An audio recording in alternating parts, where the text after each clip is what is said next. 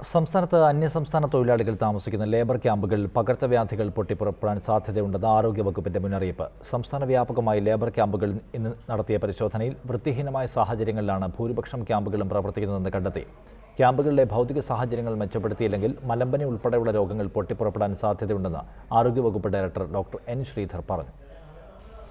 ആരോഗ്യവകുപ്പ് നടപ്പാക്കുന്ന സേഫ് കേരള പദ്ധതിയുടെ ഭാഗമായാണ് അന്യസംസ്ഥാന തൊഴിലാളികൾ താമസിക്കുന്ന ലേബർ ക്യാമ്പുകളിൽ സംസ്ഥാന വ്യാപകമായി പരിശോധന നടത്തിയത്.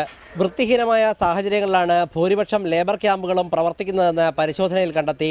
2 പേർക്ക് താമസിക്കാവുന്ന മുറികളിൽ കുത്തിനിറച്ചിരിക്കുന്നത് 5-6 പേരെ.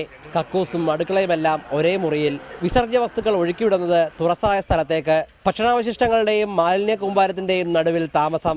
ക്യാമ്പുകളിൽ പകർച്ചവ്യാധികൾ പൊട്ടിപ്പുറപ്പെടാൻ സാധ്യതയുണ്ടെന്ന് തിരുവനന്തപുരത്തെ ക്യാമ്പ് സന്ദർശിച്ച ആരോഗ്യവകുപ്പ് ഡയറക്ടർ ഡോക്ടർ എൻ ശ്രീധർ പറഞ്ഞു.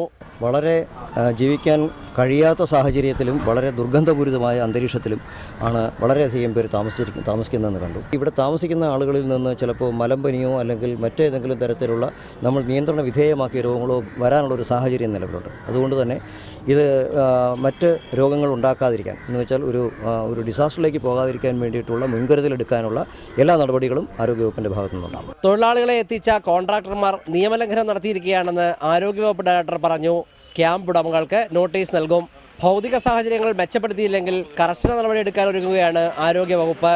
എന്നാൽ സംസ്ഥാനത്തെ അന്യസംസ്ഥാന തൊഴിലാളികളുടെ കൃത്യമായ എണ്ണം ഒരിടത്തും ലഭ്യമല്ലാത്തത് ആരോഗ്യവകുപ്പിന്റെ പരിശോധനയെ ബാധിക്കുന്നുണ്ട്. റിപ്പോർട്ടർ, തിരുവനന്തപുരം.